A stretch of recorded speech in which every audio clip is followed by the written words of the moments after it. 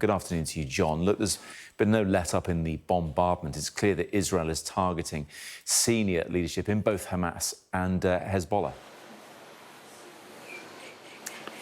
Good afternoon. Yeah, that's absolutely right. I mean, let's start with Hashem Safieddine, shall we? Massive attack late on Thursday night.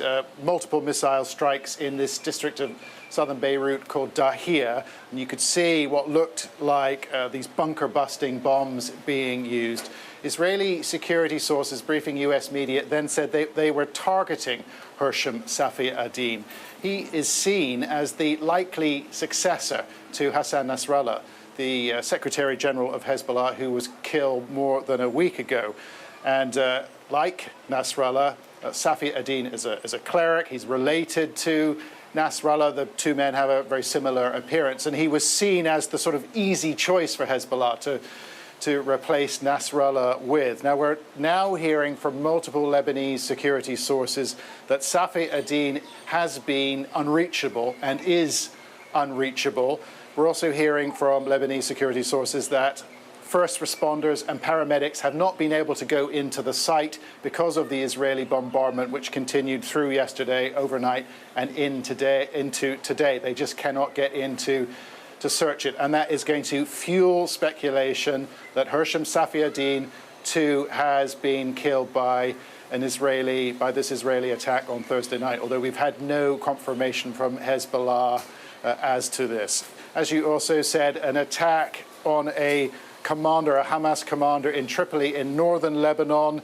His house was taken out in a missile strike, killed his wife and his daughters. Hamas has a smaller offshoot here in Lebanon, but clearly the Israelis are still receiving sources of intelligence that allow them to go in and assassinate top leaders from Hezbollah and also from Hamas in this country. And John, while this is all going on, it's leading to a displacement crisis. It's quite astounding, isn't it, that Syrians who would have crossed the border into Lebanon to flee the problems in their own country are now heading back to escape the issues in Lebanon.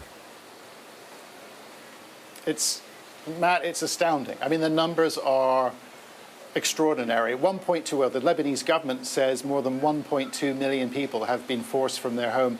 And that's taken place in a relatively short period of time, about 2 weeks. I mean, no government in the world any government would struggle to deal with those sort of numbers. And we're talking about a government here that is essentially dysfunctional. It's a caretaker government, that was trying to grapple with deep political and economic problems. Now, obviously, it's much worse. And then you look at the Syrian border, 200,000 people, Lebanese and Syrians.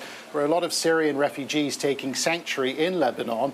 Many of these people have now decided, actually, it's a better bet for them to return to Syria, which is a war-torn country itself. I think that is a pretty good indication of just how bad things are in Lebanon right now. And we've been out on the streets also to take a look at this urban battlefield as the conflict intensifies.